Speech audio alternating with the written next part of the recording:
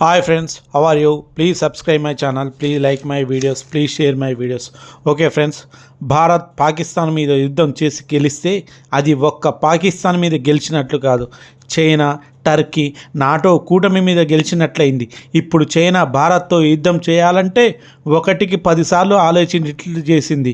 యుద్ధం తర్వాత భారతదేశాన్ని చూస్తుంటే ప్రపంచానికి ఇది నయా భారత్ లాగా కనిపిస్తుంది. ఎందుకంటే ఒకప్పుడు ఉగ్రవాదులు భారతదేశంలో అనేక దాడులు చేసినప్పటికీ ఈ విధంగా భారత్ స్పందించలేదు. అందుకే చైనా, అమెరికా ఈసారి కూడా లైట్ తీసుకున్నాయి. భారతదేశం ఓన్లీ యుద్ధం చేస్తామని చెప్తారు, కానీ వారు ఎప్పుడు యుద్ధం చేయరు. ఈ యుద్ధంతో అందరికీ మనం ఒక వార్నింగ్ ప్రపంచానికి పంపించాం. భారత్తో పెట్టుకోవాలంటే 1కి 10 సార్లు ఆలోచించేట్లు చేశాం. దీనితో అమెరికా, ఇంగ్లాండ్, నాటో కూటమికి ఈ యుద్ధం మింగుడు పడట్లేదు. దీంతో అమెరికా భారతదేశం మీద అనేక ఆంక్షలు విధిస్తుంది. ఎందుకంటే అమెరికాకు పాకిస్తాన్ని భారత్ కొట్టుకుంటూ పాకిస్తాన్ ఉగ్రవాదులు దాడులు చేస్తూ ఉండాలి. ఎందుకంటే భారత్ అప్పుడు ప్రపంచానికి పెద్దన్నలాగా ఉండలేడు, భారతదేశం అభివృద్ధి చెందదు అని. కానీ యుద్ధం చూసిన అమెరికా వెన్నులో వణుకు పుట్టింది. భారతదేశం ఇంత తెలివిగా దాడులు చేస్తుందా అని ఆశ్చర్యపోతున్నారు.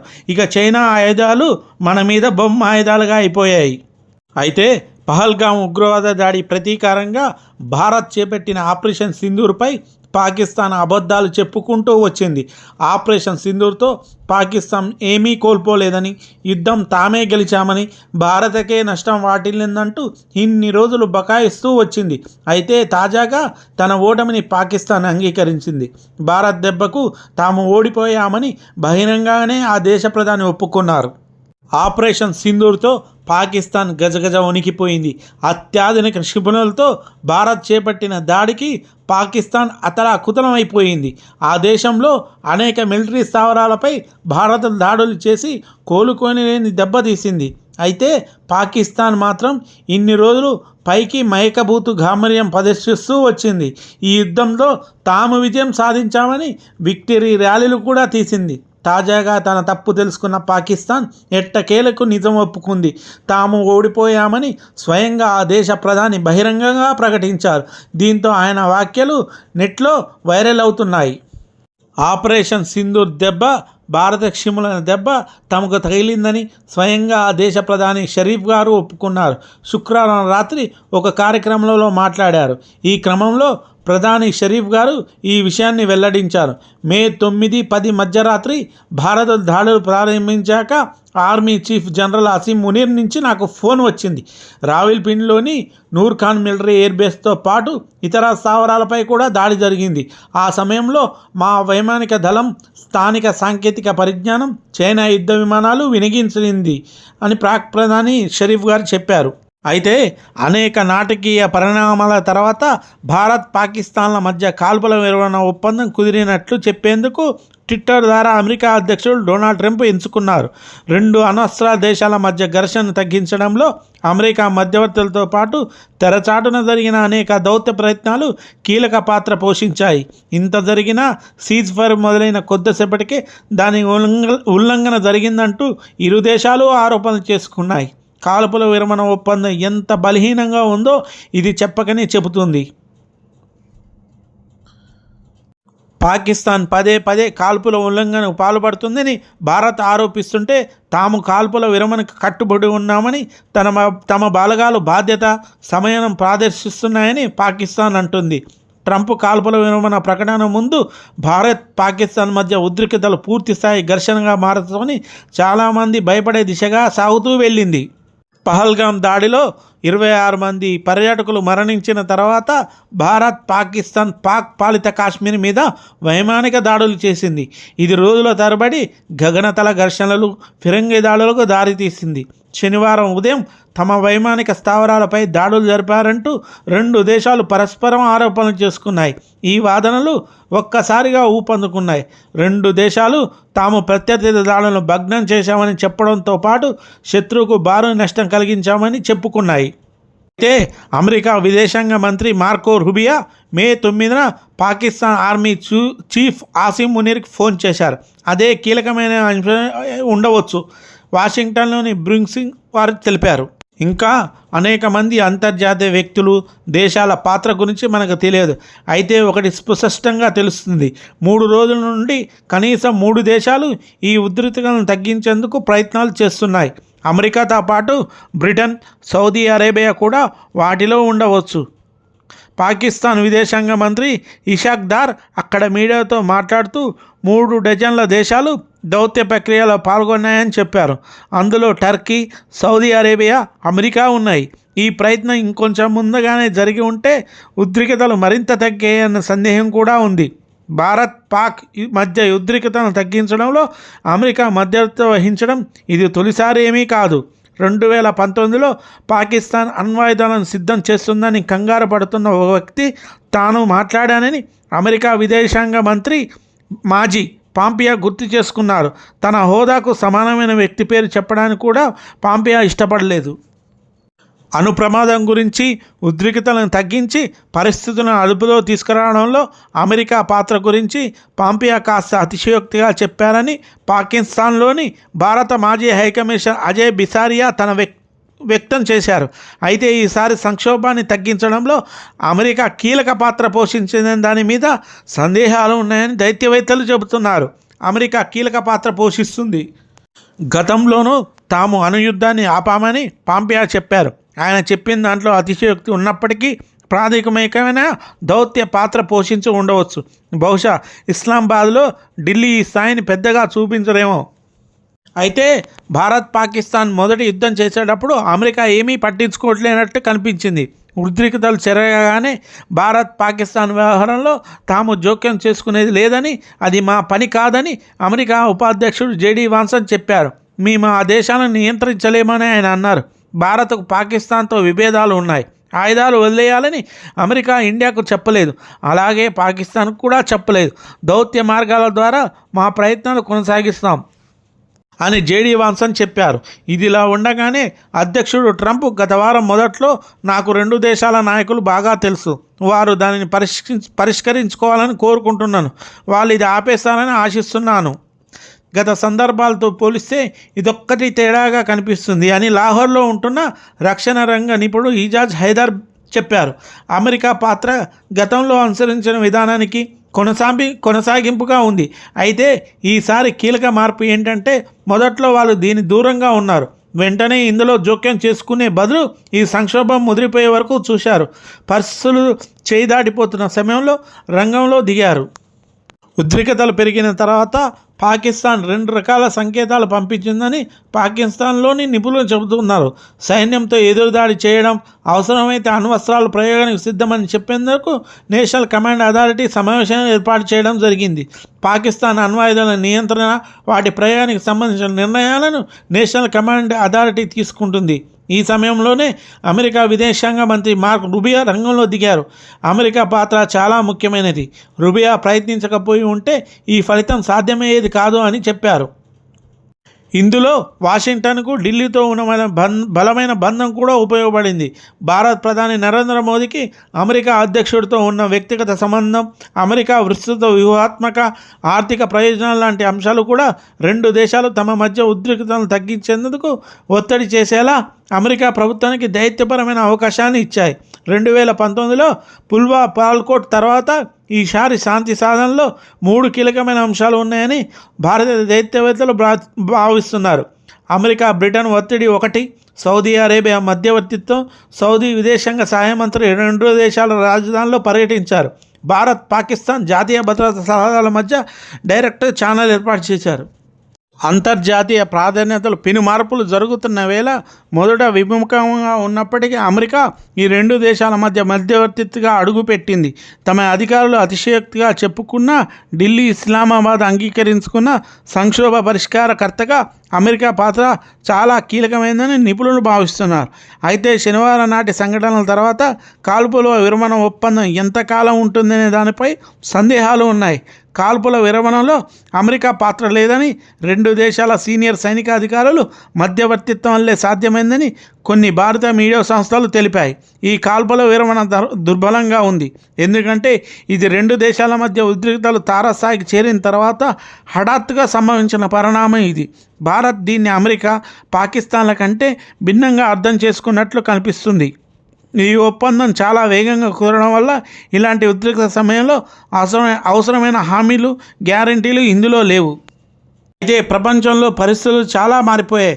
అప్పటి వరకు వాణిజ్యంపై, టారిఫ్లపై విధించుకుంటూ ఒకరిపై ఒకరు నిందించుకుంటున్న దేశాలు ఉగ్రవాది దాడి తర్వాత మారిన పరిణామాల నేపథ్యంలో అసలు రంగును బయటపడుతున్నాయి. మొదట్లో ఉగ్రమూకల అరాచకాన్ని ఖండించిన దేశాలు ఇప్పుడు ఆ ఉగ్రవాదాన్ని పెంచి పోషిస్తున్న దేశాలకే మద్దతు తెలుపుతున్నాయి. ఈ క్రమంలో భారత్ అలర్ట్ అయింది. ఇప్పుడు భారత్ మాత్రమే ఉగ్రవాదంపై పోరాటం చేస్తుందనే విషయం ప్రపంచానికి అర్థమైంది. అమెరికా లాంటి శక్తివంతమైన దేశం కూడా పాకిస్తాన్కి సపోర్ట్ చేస్తుంది. ఈ నేపథ్యంలో భారత్ అనేక సవాళ్ళను ఎదుర్కోవాల్సి వస్తుంది. భారత్ చిరకాల ఫ్రెండ్ రష్యాతో కలిసి ఉగ్రవాదాన్ని ఎదుర్కోగలదా? పహల్గాం ఉగ్రవాదాడి ప్రతీకారంలో భాగంగా భారత్ ఆపరేషన్ సింధూర్ చేపట్టిన విషయం తెలిసిందే. పాకిస్తాన్ కాశ్మీర్లో 9 కీలక ఉగ్రస్థావరాలపై భారత్ దాడులు చేసింది. ఆ స్థావరాలను ధ్వంసం చేసింది. ఈ దాడిలో దాదాపు 100 మంది ఉగ్రవాదులు మృతి చెందినట్లు భారత రక్షణ శాఖ చెప్పింది. ఆపరేషన్ సింధూర్లో భాగంగా మహమ్మద్ కీలక ఉగ్రవాది, most wanted terrorist రఫూజ్ Azhar హతమయ్యారు. Rauf Azhar 1999లో భారత విమాన హైజాక్ చేసిన విషయం తెలిసిందే. అయితే భారత్ చేపట్టిన ఆపరేషన్కు ప్రతిగా పాకిస్తాన్ ఆర్మీ భారత్పై దాడులు చేసింది. జమ్మూ కాశ్మీర్, పంజాబ్ సరిహద్దు ప్రాంతాల్లో డ్రోన్లతో వెలుసుకబడింది. అయితే వీటిని భారత ఆర్మీ సమర్థవంతంగా తిప్పికొట్టింది. భారత్కు రష్యా ఇచ్చిన S-400 ఎయిర్ డిఫెన్స్ వ్యవస్థలో పాక్ డ్రోన్లను భారత్ నేలకూల్చింది. అయితే పాకిస్తాన్కు ఈ డ్రోన్లను సరఫరా చేసింది టర్కీ. ఉగ్రవాదాన్ని పెంచి పోషిస్తున్న పాకిస్తాన్కు టర్కీ సాయం చేయడంపై భారత్ ఆగ్రహం వ్యక్తం చేసింది. బైకాట్ టర్కీ నినాదం ఇప్పుడు భారత్లో ట్రెండింగ్లో వచ్చింది. టర్కీకి పలు వాణిజ్య సేవలను నిలిపివేస్తున్నట్లు భారత్ ప్రకటించింది. త్వరలోనే మరిన్ని కఠినాలు తీసుకునే యోచనలో భారత్ ఉంది. ఇప్పుడు పాకిస్తాన్, టర్కీలు ఒకటైన నేపథ్యంలో వాటికి తోడుగా అమెరికా రావడం ఆందోళన కలిగించే విషయం. పైకి ట్రంప్ ఉగ్రవాదంపై వ్యతిరేకత వ్యక్తం చేసినా భారత్కు మాత్రం వెన్నుపోటు పొడిచినట్లు తెలుస్తుంది. భారత్, పాకిస్తాన్ దేశాల మధ్య కాల్పుల విరమణ అవగాహన తన ఎంట్రీతోనే సాధ్యమైందని ట్రంప్ చెప్పుకుంటున్నారు. తన దృష్టిలో ఇరు దేశాలు ఒకటేనని అన్నారు. ఇరు దేశాల అధినేతలతో తనకు సత్సంబంధాలు ఉన్నట్లు పేర్కొన్నారు. అంతేకాక భారత్ పైన తన వైఖరిని మరోసారి ప్రదర్శించారు ట్రంప్. యాపిల్ సంస్థ CEO టిమ్ కుక్ భారత్లో పెట్టుబడులు పెట్టకుండా కాలు అడ్డం పెట్టారు. దీంతో ట్రంప్ వైఖరిపై భారత్లో విమర్శలు వెల్లువెత్తాయి. అయితే తాజాగా అమెరికా టర్కీకి భారీ సాయం చేసింది. $225 మిలియన్ విలువైన ఆరం మిసైళ్లను టర్కీకి ఇచ్చేందుకు భారత్ సిద్ధమైంది. అంతేకాక $79 మిలియన్ 60 బ్లాక్ 2 షిప్లను కూడా టర్కీకి అందించింది అమెరికా. ఇదే క్రమంలో పాకిస్తాన్కి అన్ని వైపులా టర్కీ అండగా నిలుస్తుంది. ఇప్పటికే పాక్కు పెద్ద ఎత్తున డ్రోన్లు సరఫరా చేసింది టర్కీ. ఆయుధాలతో పాటు ఆర్మీని కూడా పంపించింది టర్కీ.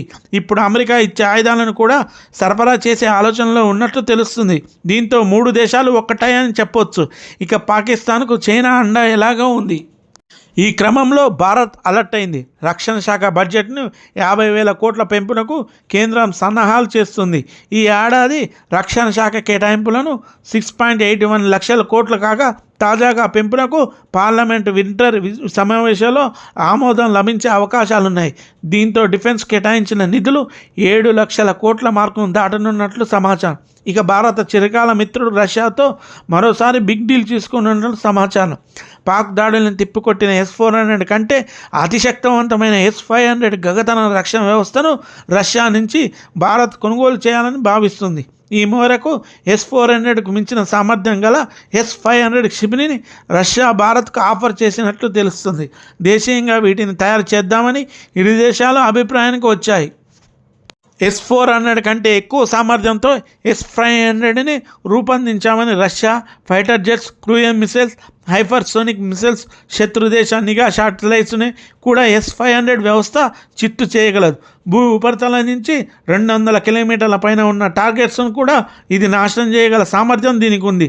మొత్తం 600 కిలోమీటర్ల పరిధిలో శత్రుదేశ మిసైల్స్ అన్నీ S-500 వ్యవస్థలోకి వస్తాయి. అయితే పాకిస్తాన్, టర్కీ, అజర్బైజాన్ దేశాల మధ్య ఏర్పడిన త్రీ బ్రదర్స్ అలియన్స్ భారతదేశానికి కొత్త భద్రతా ముప్పును కలిగిస్తుంది. ఈ కూటమికి రాజకీయ, ఆర్థిక, సైనికంగా బలపడుతూ కాశ్మీర్ సమస్యపై పాకిస్తాన్కు మద్దతు ఇస్తుంది.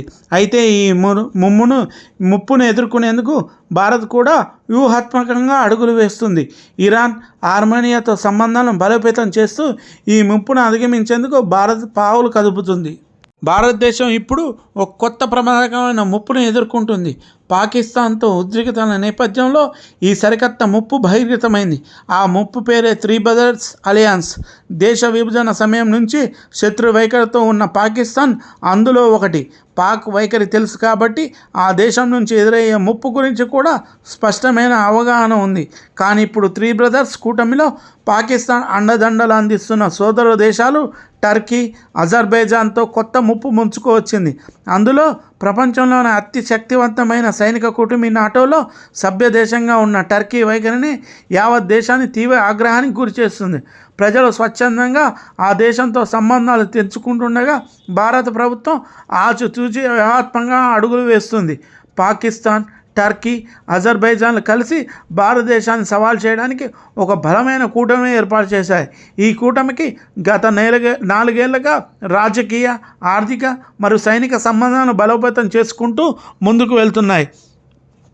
2021లో అజర్బైజాన్ రాజధాని బాకులో జరిగిన ఒక ముఖ్యమైన సమావేశంలో పాకిస్తాన్, టర్కీ, అజర్బైజాన్ అధినేతలు కలిసి తమ సంబంధాలను మరింత బలోపేతం చేసుకోవాలని నిర్ణయించుకున్నారు. ఈ సమావేశంలో త్రీ బ్రదర్స్ అలయన్స్ పేరుతో ఒక అనాధికారిక కూటమి ఏర్పడింది. ఈ 3 దేశాల మధ్య చారిత్రాత్మక, సాంస్కృతిక సంబంధాలు ఉన్నాయి. టర్కీ, అజర్బైజాన్ దేశాలు టర్కీ వారసత్వాన్ని కలిగి ఉన్నాయి. ఇక ఈ 3 దేశాలను కలిపే కీలకమైన అంశం మతం. ఈ 3 మెజారిటీ ఇస్లామిక్ దేశాలు. టర్కీ అధ్యక్షుడు రెసెప్ ఎర్డోగాన్ ఈ కూటమి వెనుక ప్రధాన శక్తిగా ఉన్నారు. టర్కీ ప్రభావాన్ని విస్తరించడానికి ఎర్డోగాన్ తన దేశంతో సన్నిహిత సంబంధం కలిగిన దేశాలతో సహకారాన్ని పెంచాలని లక్ష్యంగా పెట్టుకున్నారు. ఈ కూటమి 3 దేశాలకు పరస్పర ప్రయోజనాలను అందించింది. ఉదాహరణకు 2020 నాగోర్నో కరాబాఖ్ సంఘర్షణలో అజర్బైజాన్ దేశానికి టర్కీ సైనిక మద్దతు అందించింది. ఫలితంగా ఆర్మేనియాపై అజర్బైజాన్ విజయం సాధించడంలో సహాయపడింది. అదేవిధంగా 1950 నుండి పాకిస్తాన్ టర్కీతో సన్నిహిత రక్షణ సంబంధాన్ని కలిగి ఉంది. దీని ద్వారా క్రూయిజ్ మిసైల్స్, డ్రోన్లు, ఇతర ముఖ్యమైన సైనిక సాంకేతికతను పొందింది. 2021లో ఈ 3 దేశాలు త్రీ బ్రదర్స్ సైనిక విన్యాసాన్ని ప్రారంభించాయి. సైనిక సమన్వయాన్ని మెరుగుపరుచుకున్నాయి. ఈ కూటమి దేశాలు ఒకరు ప్రాథమిక వివాదాలతో మరొక మద్దతు ఇస్తాయి. అంటే కాశ్మీర్ సమస్యపై పాకిస్తాన్ విధానానికి టర్కీ, అజర్బైజాన్ మద్దతు ఇస్తాయని దాని అర్థం. టర్కీ UN వంటి వేదికలపై కాశ్మీర్ సమస్యను పదే లేవనెత్తింది. ఇదే భారతదేశాన్ని తీవ్రంగా కలవరపరిచింది. పహల్గామ్ ఉగ్రవాద దాడి తర్వాత భారత్, పాక్ మధ్య నెలకొన్న ఉద్రిక్త సమయంలో అజర్బైజాన్, టర్కీ రాజకీయంగా పాకిస్తాన్కి మద్దతు ఇచ్చాయి. భారతదేశంపై దాడుల్లో టర్కీ అందజేసిన డ్రోన్లను పాకిస్తాన్ ఉపయోగించింది. ఇది ఈ కూటమికి యొక్క సైనిక సహకార తీవ్రతను యోచిస్తుంది. ఓఆర్ఎఫ్ ఫౌండేషన్కి చెందిన కబీర్ తనేజా మాట్లాడుతూ ఈ కూటమి చాలా కాలంగా ఉంది. భారతదేశానికి భౌగోళిక రాజకీయ సమస్యగా మారింది. కానీ అంతర్జాతీయ స్థాయిలో ఇది భారతదేశానికి పెద్ద సమస్య అని నేను అనుకోనన్నారు. అయితే టర్కీ, అజర్బైజాన్ 2 పాకిస్తాన్ ఆర్థిక వ్యవస్థలో పెట్టుబడులు పెట్టడం లేదని ఆయన సూచించారు.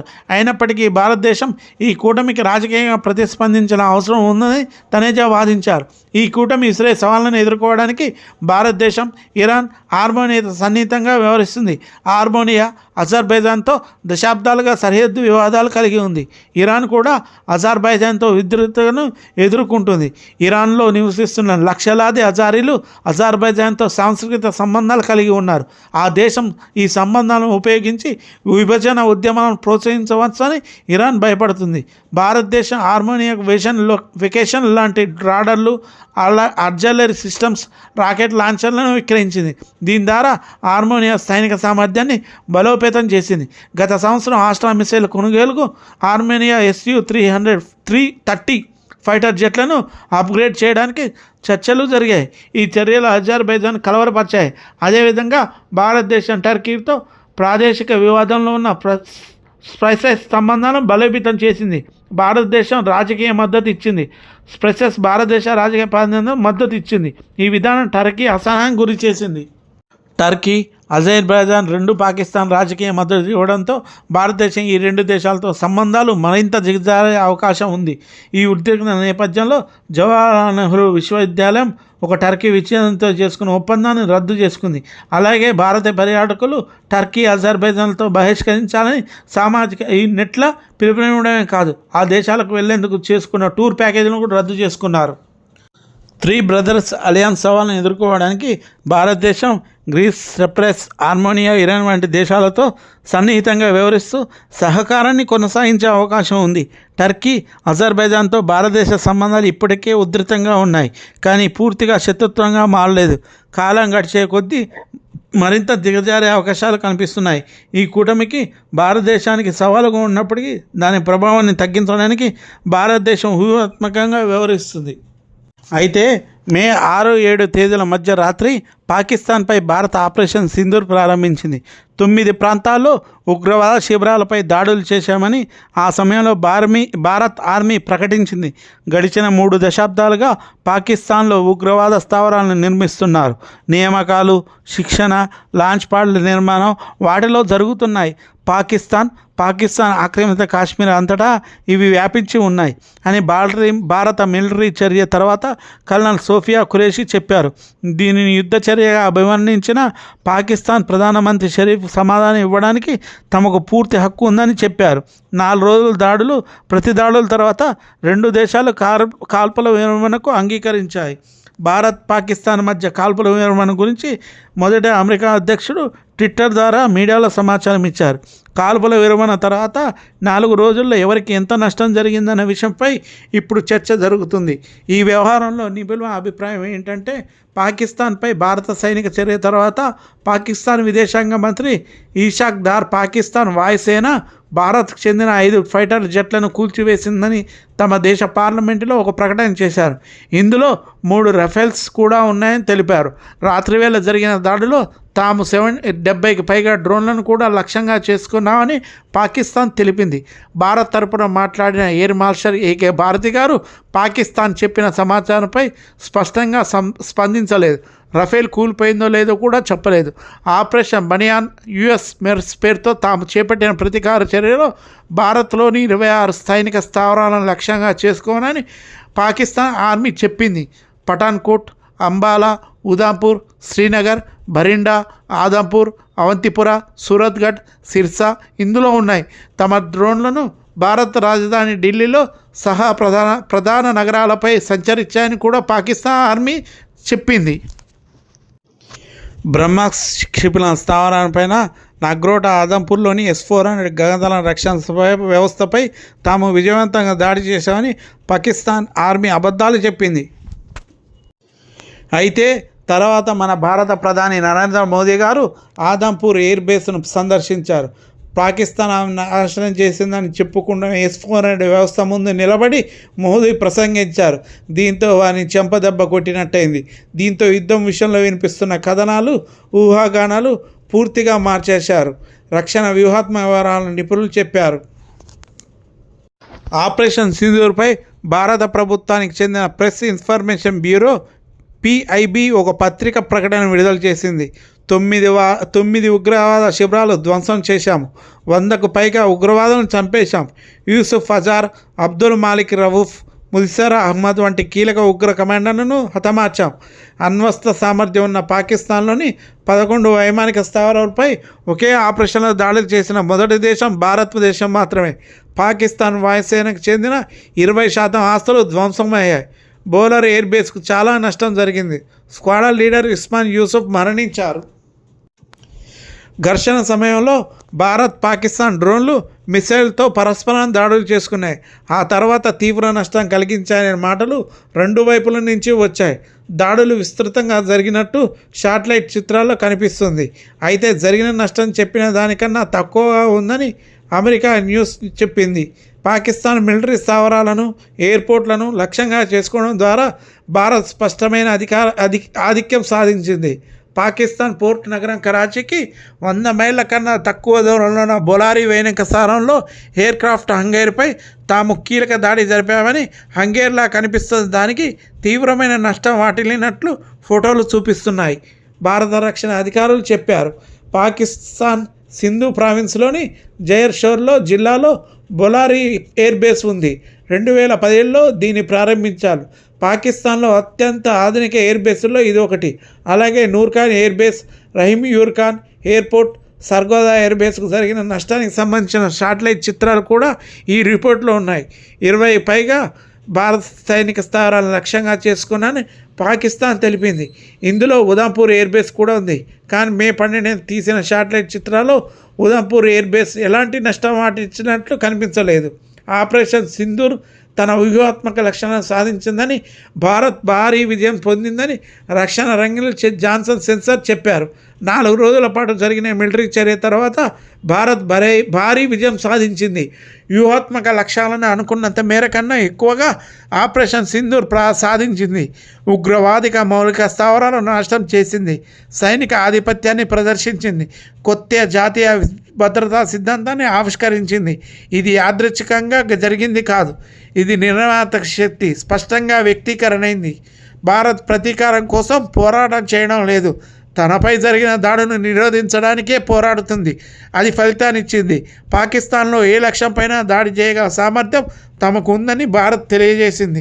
ఉగ్రవాదుల రహస్య స్థావరాలు, డ్రోన్ సెంటర్లు, చివరకు వైమానిక స్థావరాలను కూడా అదే సమయంలో భారత్లోని ఏ సురక్ష ప్రాంతంలో నుంచైనా పాకిస్తాన్లోకి చొచ్చుకోపోవచ్చు. ఇది టై కాదు, భారత్ చాలా ముందుంది. పాకిస్తాన్ ఫారెన్ పాలసీ మ్యాగజైన్ ఈ విధంగా చెప్పారు. ఈ సంఘర్షణ ఫలితం ఏంటి అని ఆయన ప్రశ్నించినప్పుడు, పాకిస్తాన్ ఆర్మీ రక్షణ రంగ బడ్జెట్ను పెంచాలని కోరుకుంటుంది. బలమైన పొరుగు దేశాన్ని అడ్డుకోగలమన్న విషయాన్ని నిరూపించాలని అది కోరుకుంటుంది. తన ప్రాముఖ్యాన్ని నిలబెట్టుకోవాలనుకుంటుంది. దేశాధికారం ప్రముఖ నాయకుని చేతిలో ఉండాలని ఆర్మీ అనుకోవడం లేదు. ఇది తమ ప్రయోజనం కూడా చెందిందని వారి అభిప్రాయం. ప్రతిసారి భారత్ నిరసన వ్యక్తం చేస్తుంటుంది. కానీ ఈసారి గతంలో కన్నా ఎక్కువగా పాకిస్తాన్ భూభాగం లోపలికి చొచ్చుకుపోయింది. పాకిస్తాన్ అణ్వాయుధ దేశమైనప్పటికీ భారత్ అంత ధైర్యం ఎందుకు చూపించింది అనుకుంటున్నారు? ప్రస్తుతం భారత ఆర్థిక వ్యవస్థ పాకిస్తాన్ కన్నా 11 రెట్లు పెద్దది. 1990లో 5 రెట్ల మాత్రమే పెద్దది. భారత్ ఎక్కువ ఆత్మవిశ్వాసంతో ఉండడానికి ఇది కూడా కారణం. సీమాంతర దాడులు పెరిగాయని సరైన చర్య తీసుకోవాల్సిన అవసరం ఉందని భారత్ భావించింది. అయితే సమస్యకి మూలం ఎక్కడుందంటే, పాకిస్తాన్లో పెరుగుతున్న ఉగ్రవాదాలను పాకిస్తాన్ ఆర్మీ నియంత్రించలేకపోతుంది. ఇప్పుడు ఈ పరిస్థితులను మార్చాలని భారత్ అనుకుంటుంది. కాల్పుల విరమణను వ్యూహాత్మక తప్పిదంగా చూసే ప్రమాదం ఉన్నదని వ్యూహాత్మక వివరాల విశ్లేషకులు చెప్పారు. సైనిక సంఘర్షణలో పాకిస్తాన్ పై చేయి సాధించినప్పటికీ ఎలాంటి సందేహాలు లేకుండా తన అవకాశాలను ఉపయోగించుకొని భారత్కు అవమానకరంగా అనిపించే ఫలితాన్ని కోరుకుని ఉండేది కాదని చెప్పారు. దీనికి భిన్నంగా సాయుధ బలగాలు పై చేయి సాధించినప్పటికీ భారత్ కాల్పుల విరమణకు అంగీకరించింది. భారత్ దౌత్యపరమైన విధాన సమయాన్ని ఈ చర్య ప్రతిబింబిస్తున్నప్పటికీ దీని వ్యూహాత్మక తప్పిదంగా చూసే ప్రమాదం కూడా ఉందని చెప్పారు. ఈ సంఘర్షణ నుంచి 2 దేశాల పాఠాలు నేర్చుకుంటున్నాయని, భవిష్యత్తులో మరిన్ని ఆయుధాల కొనుగోలుపై దృష్టి పెడతాయని చెప్పారు. చైనాతో తన సాన్నిధ్యాన్ని పాకిస్తాన్ రెట్టింపు చేసుకోవచ్చు. డ్రోన్ల కోసం టర్కీతో మరింత భాగస్వామ్యాన్ని ఏర్పరచుకోవచ్చు. మొదటిసారి పాకిస్తాన్ వాయుసేన గగనతల పోరాటంలో చాలా బాగా పనిచేసిందని విశ్లేషకులు చెబుతున్నారు. అయితే జరిగిన నష్టాన్ని అంచనా వేస్తే పాకిస్తాన్ గగనతల రక్షణ వ్యవస్థ ఎంతవరకు ఆధారపడిన ప్రశ్నలు తలెత్తుతున్నాయి. భారత్ అనేక సంక్లిష్టతలను ఎదుర్కొంటుంది. భారత్ గగనతల రక్షణ వ్యవస్థ బాగా పనిచేస్తున్నట్లు కనిపిస్తుంది. వైమానిక, భూ ఉపరితల దాడుల ద్వారా ఒకేసారి పాకిస్తాన్ చేరుకోగలమని భారత్ ఆర్మీ నిరూపించింది. అయితే నిరంతరం సాగే సంఘర్షణను తట్టుకోవడానికి పెద్ద సంఖ్యలో ఆయుధాలు, క్షిపణులు, ఇతర యుద్ధ సామాగ్రి అవసరమన్న ఆందోళన ఈ సంఘర్షణ కలిగిస్తుంది. కాశ్మీర్ విషయాన్ని అంతర్జాతీయకరణ చేసే అవకాశాన్ని తాజా యుద్ధం పాకిస్తాన్ కల్పించింది. ఇది పాకిస్తాన్ దీర్ఘకాలిక వ్యూహాత్మక లక్ష్యం. అదే సమయంలో పాకిస్తాన్ చెందిన ఉగ్రవాద సంస్థలపై అంతర్జాతీయ దృష్టి మళ్లీ పడేలా చేయడంలో దౌత్యపరంగా భారత్ విజయం సాధించింది అని లండన్లో కింగ్స్ అనే ఒక ప్రొఫెసర్ చెప్పారు.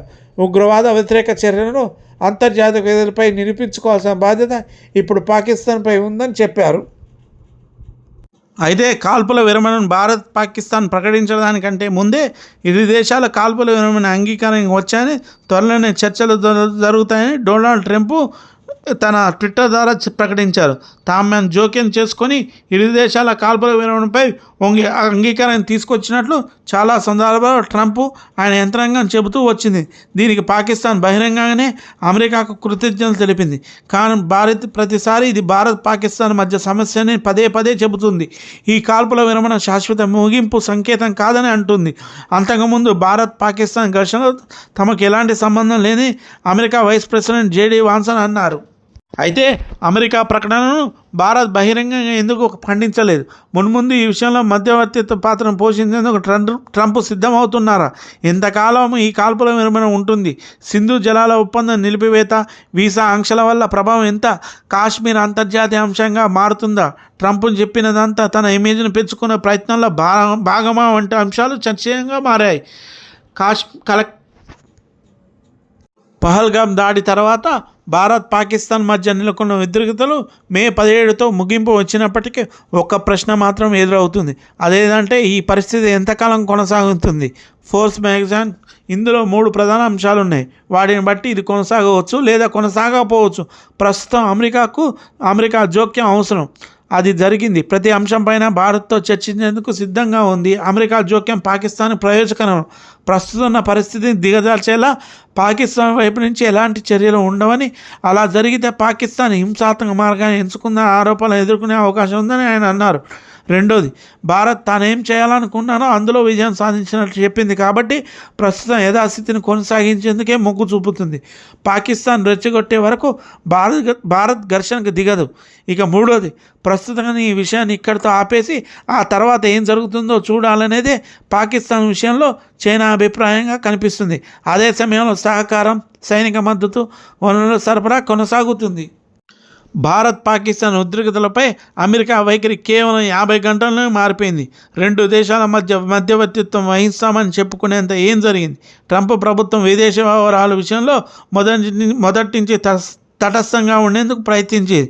తాము అధికారంలోకి వస్తే మిడిల్ ఈస్ట్, ఉక్రెయిన్ యుద్ధాలకు త్వరలోనే ముగింపు దొరుకుతుందని చెప్పే ప్రయత్నం చేస్తుంది. ఇతర విషయాల్లో జోక్యం చేసుకోవడానికంటే ముందు తమ సొంత సమస్యలను పరిష్కరించుకోవాలని ట్రంప్ ప్రభుత్వం భావిస్తుంది. ప్రపంచ వ్యవహారాల నుంచి వెనక్కి తగ్గి తన దృష్టి మొత్తం ఇండియన్ పసిఫిక్ రీజన్పై కేంద్రీకరించాలనుకుంటుంది. భారత్ పాకిస్తాన్ ఉద్రిక్త సమయంలో అమెరికా మొదట సాంప్రదాయ విధానాన్ని అనుసరించిందని, ఎప్పుడైతే పాకిస్తాన్ ఎయిర్ బేస్ లక్ష్యంగా మారిందో అప్పుడు వ్యూహం మారిపోయిందని చెప్పారు. పాకిస్తాన్ వైపు నిలవాలని పాకిస్తాన్ అమెరికా మధ్య తెర వెనుక నిర్ణయమైంది. డీజీఎంఓకి ఫోన్ చేసేంత వరకు భారత్ వైపు కాల్పుల ప్రస్తావనే లేదు. అలా సాగిన ప్రక్రియలో ఘర్షణకు తెరపడింది. అయితే ఆదంపూర్లో ప్రధాని మోదీ గారు భారత వాయుసేనకు చెందిన సీనియర్ అధికారులు సైనికులను ఉద్దేశించి మాట్లాడారు. భారత్ వైపు చూస్తే వినాశనం తప్ప మరే ఫలితం ఉండదని ఉగ్రవాదులకు అర్థం చేసుకున్నారని మోదీ గారు అన్నారు. ఉగ్రవాదానికి వ్యతిరేకంగా భారత లక్ష్మణ రేఖ చాలా స్పష్టంగా కనిపిస్తుంది. ఉగ్రవాదుల దాడులకు భారత్ గట్టి జవాబు ఇస్తుంది. సర్జికల్ స్ట్రైక్ సందర్భంగా మనం ఈ విషయం చూసాం. వైమానిక దాడులు, ఆపరేషన్ సింధూర్ భారత్ సరికొత్త విధానాలకు అని మోదీ గారు చెప్పారు. ప్రధాని మోదీ గారి ప్రసంగానికి సంబంధించిన ఫోటోల్లో ఆయన వెనక ఇండియన్ S-400 గగనతల రక్షణ వ్యవస్థ, MiG-29 ఫైటర్ జెట్స్ కనిపించాయి. ఆదంపూర్ భారత్లోని 2వ అతిపెద్ద వైమానిక స్థావరం. ఇది అంతర్జాతీయ సరిహద్దు సమీపంలో ఉంటుంది. ఆదంపూర్ రాడార్ నిఘా సామర్థ్యం పంజాబ్, జమ్మూ కాశ్మీర్, రాజస్థాన్లోని కొన్ని ప్రాంతాలతో సహా ఉత్తర భారతదేశంలో విస్తృత ప్రాంతాలను పర్యవేక్షిస్తుంది. ఆపరేషన్ సింధూర్తో పాటు పాకిస్తాన్ వ్యతిరేకంగా జరిగిన ఆపరేషన్లో ఇది కీలక పాత్ర పోషించింది. ఈ నెల 9 నుంచి 10వ తేదీ మధ్య ఆదంపూర్ వైమానిక స్థావరాన్ని లక్ష్యంగా చేసుకుని దాడులకు ప్రయత్నం జరిగిందని, దాన్ని విఫలం చేశామని భారత్ తెలిపింది. ప్రధాని ఆదంపూర్ పర్యటన గల కారణాలను తెలుసుకునేందుకు అనేక మంది చూశారు. భారత్ పాకిస్తాన్ ఘర్షణల వేళ పాకిస్తాన్ క్షిపణి ఆదంపూర్లో గగనతల వ్యవస్థను ధ్వంసం చేసినట్లు పాకిస్తాన్ ఇంటర్నెట్లో వదంతులు వ్యాపించాయి. కానీ ఈ తప్పుడు సమాచారాన్ని నేరుగా సమాధానం ఇవ్వడానికి ప్రధాని నరేంద్ర మోదీ గారు ఆదంపూర్ వెళ్లారని రక్షణ వ్యూహాత్మక వివరాలను నిపుణుడు రిటైర్ మేజర్ సింగ్ గారు చెప్పారు. ప్రధాని మోదీ గారు ఆదంపూర్ వెళ్ళడం కేవలం వ్యూహాత్మకంగా బాగా ఆలోచించిన ఎదురుదాడి. దీని ద్వారా తప్పుడు సమాచారాన్ని ఖండించారు. అంతేకాదు భారత్ వైపు కొత్త విధానాన్ని కూడా ఆయన బలంగా ముందుకు తెచ్చారు, చురుకుగా ఆచరణలో పెట్టారు. పాకిస్తాన్ నాశనం చేసిందని చెప్పుకున్న S-400 వ్యవస్థ ముందు నిలబడి ప్రధాని మోదీ గారు ప్రసంగించారు. దీంతో యుద్ధం విషయంలో వినిపిస్తున్న కథనాలను ఊహాగానాలను పూర్తిగా మార్చేశారు. ఇది భారత విశ్వసనీయత దక్కిన విజయం. ఇది సైన్యానికే కాదు, యావత్ దేశానికి ఆత్మవిశ్వాసానికి ఇస్తుంది. త్రివిధ దళాల సంయుక్త ఆపరేషన్ సింధూర్ వాయుసేన ఇందులో కీలక పాత్ర పోషించింది. ప్రధాని తన ప్రసంగానికి ఒక వైమానిక స్థావరాన్ని ఎంచుకోవడం కూడా భారత్ వాయుసేన సామర్థ్యాన్ని చూపడానికి చేసిన ప్రయత్నంగా చెప్పవచ్చు. వైమానిక దళం ఎక్కువ వర్క్ చేసింది కాబట్టి ప్రధాని వైమానిక దళ స్థావరాన్ని ఎంచుకున్నారు. ఇది సర్జికల్ స్ట్రైక్ లాగా ఆర్మీ దాడి కాదు. ఈసారి వైమానిక దళం ముందంజ వేసి బలంగా కమాండ్ తీసుకుంది. మోదీ తన పర్యటన కోసం సరిహద్దుకు ఎక్కడో దూరంగా ఉన్న ఎయిర్బేస్ కాకుండా దగ్గరగా ఉన్నదని ఎంచుకున్నారు. భారత్ పాక్ మధ్య కాల్పుల ఒప్పందానికి మధ్యవర్తిత్వం వహించారని అమెరికా అధ్యక్షుడు డొనాల్డ్ ట్రంప్ చెప్పారు.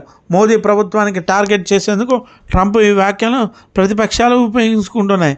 ప్రపంచానికి సందేశం ఇవ్వడంతో పాటు భారతదేశంలోనూ రాజకీయ సందేశం ఇవ్వడానికి ప్రధాని ఆదంపూర్ను ఎంచుకున్నారని రాజకీయ విశ్లేషకులు, ఢిల్లీ విశ్వవిద్యాలయంలో హిందూ కళాశాల పొలిటికల్ సైన్స్ ప్రొఫెసర్ గారు చెప్పారు. చంద్రగఢ్ ఆపరేషన్ సింధూర్లో భారత్కి ఎంత నష్టం జరిగిందో నిలదీసేందుకు ప్రతిపక్షాలు ఎప్పుడూ ప్రయత్నిస్తూనే ఉంటాయి. ఆదంపూర్ను ఉదాహరణగా చూపడం ద్వారా భారత్ జరిగిన నష్టంపై వస్తున్న వార్తలన్నీ అబద్ధాలని సందేశాన్ని ప్రధాని నరేంద్ర మోదీ గారు ఇస్తున్నారు. ఈ ఘర్షణలో భారత్ విజయం సాధించిన విషయాన్ని ఆయన ఫోటో ద్వారా ధృవీకరించారు. అమెరికా అధ్యక్షుడు ట్రంప్ పేరును నేరుగా ప్రస్తావించకుండా ప్రధాని మోదీ గారు ఈ వివాదంపై తనదైన శైలిలో వాదనలు వినిపించే ప్రయత్నం చేశారు. ట్రంప్ది తప్పని ఎక్కడా అనలేదు. కాల్పుల విరమణ కోసం తొలి పిలుపు పాకిస్తాన్ నుంచే వచ్చిందని మాత్రం స్పష్టంగా చెప్పారు. అయితే సైనికపరమైన ప్రతీకార చర్యలు, చాటుమాటు సంకేతాలు, అంతర్జాతీయ మధ్యవర్తిత్వం లాంటివన్నీ ఈ ప్రాంతపు ప్రమాదకరమైన సమస్యను మరోసారి అందరు ముందుకు తీసుకొచ్చాయి. ఈ సంక్షోభం అనుయుద్ధం వైపు విస్తరించలేదు, కానీ ఇక్కడ ఉద్రిక్తతలు ఈ భూతల్లిని ఎంతో వేగంగా ఆహ్వానించగలవో గుర్తు చేశాయి. ఇలాంటి పరిస్థితి ఎంత సులభంగా రాగలదో శాస్త్రవేత్తలు కూడా ఊహించారు. 2019లో కొంతమంది శాస్త్రవేత్తల బృందం రూపొందించిన స్టడీ పేపర్ 2020లో భారత్ పార్లమెంటుపై దాడి జరిగితే ఎలా ఉంటుందన్న భయంకరమైన ఊహంతో మొదలైంది. ఈ చర్య చివరకు భారత్ పాకిస్తాన్ల మధ్య అనుయుద్ధానికి కారణమవుతుంది. 6 ఏళ్ల తర్వాత వాస్తవ ప్రపంచంలో ఏర్పడిన ప్రతిష్టంభన అమెరికా మధ్యవర్తితో కాల్పుల విరమణ కుదిరినప్పటికీ ఈ ఘర్షణ పూర్తి స్థాయి యుద్ధంగా మారుతుందేమో అనే భయాన్ని రేకెత్తించింది. ఈ ప్రాంతంలో సుస్థిర ఎంతో సున్నితంగా ఉందో అనే జ్ఞాపకాలను తిరిగి తీసుకొచ్చింది. సంక్షోభం తీవ్రం అయ్యే కొద్దీ పాకిస్తాన్ 2 సంకేతాలు పంపించింది. సైన్యంతో ఎదురు దాడి చేయడం, అవసరమైతే అణ్వస్త్రాల ప్రయోగానికి సిద్ధమని చెప్పేందుకు నేషనల్ కమాండ్ అథారిటీ సమావేశం ఏర్పాటు చేయడం జరిగింది. అణ్వాయుధాలను ఉపయోగించడం, వాటిపై నియంత్రణ నేషనల్ కమాండ్ అథారిటీ పర్యవేక్షిస్తుంది. ఇది ఒక సంకేతమా, వ్యూహాత్మకమా, లేక నిజంగా అప్రమత్తమయ్యారా మనకు తెలిసే అవకాశం లేదు. అమెరికా విదేశాంగ మంత్రి మార్కో రూబియో ఈ చిక్కుముడి విప్పేందుకు ఇందులో అడుగుపెట్టిన సమయంలో సరిగ్గా ఇది జరిగింది. అమెరికా కేవలం కాల్పులను సాధించడం మాత్రమే కాదు, అని యుద్ధాన్ని కూడా తప్పించిందని అధ్యక్షుడు డొనాల్డ్ ట్రంప్ చెప్పారు. అయితే సోమవారం రోజు జాతిని ఉద్దేశించి చేసిన ప్రసంగంలో భారత ప్రధానమంత్రి గారు అణ్వస్త్రాలతో బ్లాక్మెయిల్ చేస్తే సహించేది లేదని, అణుబెదిరింపులకు భారత్ భయపడదని చెప్పారు. అణ్వస్త్రాలను బూచిగా చూపించి తీవ్రవాదులను పెంచి పోషిస్తున్న ప్రాంతం ఏదైనా ఖచ్చితమైన నిర్ణయాత్మకమైన దాడులను ఎదుర్కొంటుందని ప్రధాని మోదీ గారు గట్టిగా హెచ్చరించారు. భారత్ పాకిస్తాన్ల దగ్గర దాదాపు 170 అణ్వాయుధాలు ఉన్నాయని సిప్రి అంచనా వేసింది. 2024 జనవరి నాటికి ప్రపంచవ్యాప్తంగా 12,121 అణ్వాయుధాలు ఉన్నాయని సిప్రి చెబుతుంది. ఇందులో 9,585 మిలిటరీ గోదాములో ఉన్నాయి. మరో 3,904 అణ్వాయుధాలు మోహరించి ఉన్నాయి. ఇలా మోహరించిన వాటిలో అంతకుముందు ఏడాది పోలిస్తే మరో 60 అదనంగా వచ్చి చేరాయి. అమెరికా, రష్యా వద్ద 8,000 పైగా అణ్వాయుధాలు ఉన్నాయి. భారత్, పాకిస్తాన్ తమ తమ అణ్వాయుధాలను ఉపరితలం నుంచి ప్రయోగించే క్షిపణులతో కలిపి మోహరించాయి. రెండు దేశాలు భూమితో పాటు సముద్రం, ఆకాశం నుంచి వార్ హెడ్లను ప్రయోగించి సాంకేతికతను అభివృద్ధి చేస్తున్నాయని అమెరికాలోని ఆల్బానీ యూనివర్సిటీలో భద్రతా వ్యవహారాల నిపుణులు క్లియర్లీ చెప్పారు. భారత్ వద్ద పాకిస్తాన్ కంటే పెద్ద వైమానిక వ్యవస్థ ఉంది. అణ్వాయుధాలను జారవిడిచే సామర్థ్యం ఉన్న విమానం మనకు పాకిస్తాన్ నేవీ సంత ఉండదని తక్కువ తెలుసు. పాకిస్తాన్ సముద్ర ఆధారిత అణు సామర్థ్యం కంటే భారత నౌకాదళం మరింత అభివృద్ధి చెందింది కాకుండా సామర్థ్యం కూడా ఎక్కువ. అణుశక్తితో నడిచే జలాత్కారమైన తయారు చేసేందుకు భారత్ వెచ్చిస్తున్న సమయం, డబ్బును పాకిస్తాన్ వెచ్చించలేకపోవడం ఇందుకు ఒక కారణం కావచ్చు అని క్లారీ అన్నారు. ఇది ఇండియన్ నేవీని స్పష్టమైన నౌకా అణు సామర్థ్యాన్ని అందిస్తుంది. 1999 అణ్వస్త్ర పరీక్షలు నిర్వహించిన తర్వాత పాకిస్తాన్ ఎప్పుడు అణ్వస్త్ర విధానం ప్రకటించలేదు. ఇందుకు భిన్నంగా 1998 అణు పరీక్షల తర్వాత భారత్ ముందుగా అణ్వాయుధాన్ని ప్రయోగించరాదనే విధానాన్ని ప్రకటించింది. ఇది ఒక విధంగా మెతక వైఖరికి నిదర్శనమని నిలిపింది. అయితే రసాయన, జీవ సంబంధిత దాడుల విషయంలో ఎలా స్పందించాలనే దాని గురించి 2003లో భారత్ తన విధానాన్ని ప్రకటించింది. కొన్ని పరిస్థితులను బట్టి ముందుగానే అణ్వస్త్రాలను ఉపయోగించేందుకు ఈ విధానం అనుమతిస్తుంది. 2016లో మరింత సంతృప్త ఏర్పడింది. భారత్ ఈ విధానం కట్టుబడి ఉండాల్సిన అవసరం లేదని నాటి రక్షణ శాఖ మంత్రి మనోహర్ పారికర్ సూచించారు. ఆయన వ్యాఖ్యలు చాలా కాలం భారత్కున్న విశ్వసనీయతను ప్రశ్నార్థంగా మార్చాయి. తన వ్యక్తిగత అభిప్రాయాన్ని పారికర్ తన తర్వాత చెప్పారు. అణ్వాయుధాల విషయంలో పాకిస్తాన్కు ఒక విధానం లేకపోవడం అంటే ఏ వైఖరి లేదని కాదు. అధికార ప్రకటనలు, ఇంటర్వ్యూలు, అణు పరీక్షలు లాంటివి ప్రాక్ కార్యాచరణ ఎలా ఉంటుందో చెప్పే సంకేతాలు ఇవి. పాకిస్తాన్ అణు నియంత్రణ అస్పష్టంగా ఉంది. అయితే 2001లో ఎన్సీపీఏలోని నాటి వ్యూహాత్మక ప్రణాళిక విభాగం అధిపతి ఖాలిద్ గిద్వాయ్ 4 అంశాలను ప్రకటించారు. దేశంలో విస్తృత ప్రాంతాన్ని కోల్పోవడం, కీలక సైనిక స్థావరాలను విధ్వంసం, రాజకీయ అస్థిరత ఇలాంటి పరిస్థితుల్లో అణ్వస్త్రాలు ఉపయోగించవచ్చని ఆయన సూచించారు. 2002లో నాటి పాకిస్తాన్ అధ్యక్షుడు ముషర్రఫ్ అణ్వాయుధాలని మొత్తంగా భారత్ వైపే గురిపెట్టి ఉంటాయి. ఒక దేశంగా పాకిస్తాన్ అస్తిత్వానికి ముప్పు ఏర్పడితే వాటిని ప్రయోగించాలని చెప్పారు. 2019లో భారత సంఘర్షణ ఏర్పడినప్పుడు పాకిస్తాన్ అణ్వస్త్ర ప్రయాణానికి సిద్ధమవుతుందంటూ ఒక భారత మంత్రి తనకు అర్ధరాత్రి ఫోన్ చేశారని, తన రాత్రంతా మేల్కొని ఉండాల్సి వచ్చిందని అమెరికా మాజీ విదేశాంగ మంత్రి పాంపియో ఆత్మకథలో గుర్తు చేసుకున్నారు. అదే సమయంలో ఒక సీనియర్ అధికారి భారత్ను గట్టిగా హెచ్చరించారని పాకిస్తాన్ మీడియా కథనాలు రాసింది. నేషనల్ కమాండ్ అథారిటీ అంటే ఏమిటో, దాని నిర్మాణం ఏమిటో మీకు తెలుసుకుంటాను, మిమ్మల్ని ఆశ్చర్యపరుస్తానని నేను చెప్పాను. ఆ సర్ప్రైజ్ కోసం ఎదురు చూడండి.